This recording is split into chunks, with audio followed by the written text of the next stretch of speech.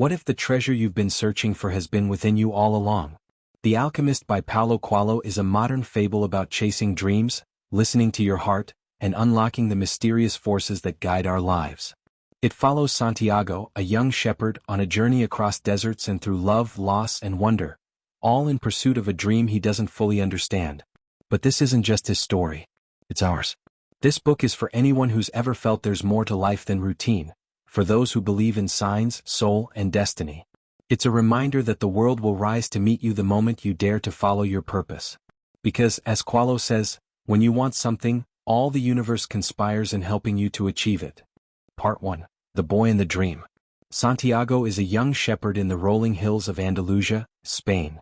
He lives a simple life, one that brings him joy and contentment. He sleeps under the stars, travels with his flock, reads books, and occasionally shares wine with strangers. But there's something more stirring inside him, a longing and unease.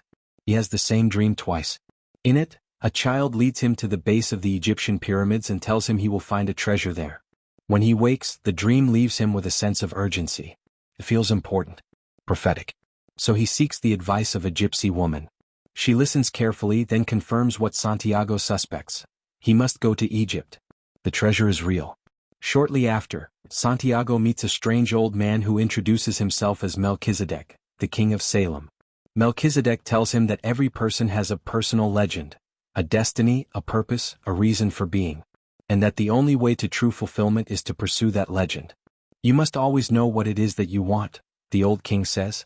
When you want something, all the universe conspires in helping you to achieve it. Melchizedek gives him 2 magical stones, Urim and Thummim, to help guide him in moments of doubt. Then, Santiago sells his sheep and sets off for a foreign land, chasing a dream that only he can see. This is the moment his journey begins, not just across lands and deserts but inward into the vast terrain of the soul. Lesson: dreams are the language of the soul. When you truly desire something, it's because that desire was placed in your heart for a reason. Part 2. Tangier and the Loss of Certainty. Santiago arrives in Tangier, Morocco, a bustling, chaotic place filled with unfamiliar sounds, smells, and customs. He feels alone and overwhelmed. Within hours he is robbed of all his money. In an instant his dream feels shattered. But here, amid loss, the deeper lessons of the journey begin. Rather than give up, Santiago takes a job with a crystal merchant to earn money. The merchant is kind but stuck in his ways. He dreams of making a pilgrimage to Mecca but has resigned himself to a life of comfort and caution. Watching him, Santiago learns a quiet but crucial truth: not everyone will pursue their dreams. Most people are afraid to suffer, afraid to fail, or simply too comfortable to change. As Santiago works, he brings new ideas to the merchant's dusty shop, offering tea to customers, reorganizing displays, expanding business. Slowly the shop thrives. And with it, Santiago's confidence returns. He realizes that failure is not the end. In fact, it's often the beginning.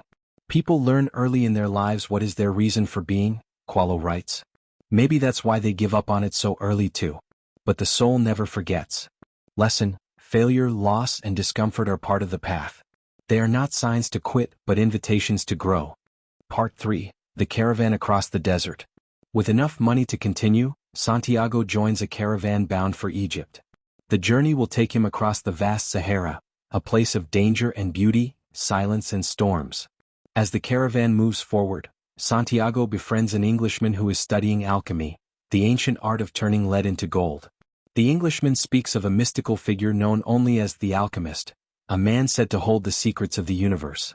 As they talk, Santiago becomes fascinated by the deeper layers of alchemy, not just the literal transformation of metal, but the symbolic transformation of self.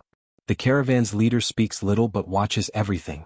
His silence teaches Santiago the value of listening, truly listening, to signs, to omens, to the language of the world.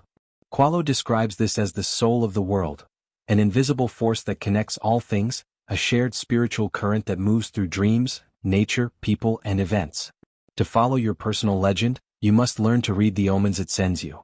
The secret of life, the alchemist would later say, is to fall 7 times and to get up 8 times. Lesson: there is a language beyond words, a language of signs, symbols, and intuition. Learning to read it is essential for spiritual growth. Part 4. The Oasis and the Language of Love. The caravan stops at an oasis, an expanse of green and life in the middle of the unforgiving desert. It is here that Santiago meets Fatima, a young woman drawing water from a well. In a moment he falls in love. But love, Qualo suggests, is not a distraction from our path, it is part of it. True love does not ask us to abandon our personal legend. Instead it supports it. If what one finds is made of pure matter, the alchemist says, it will never spoil.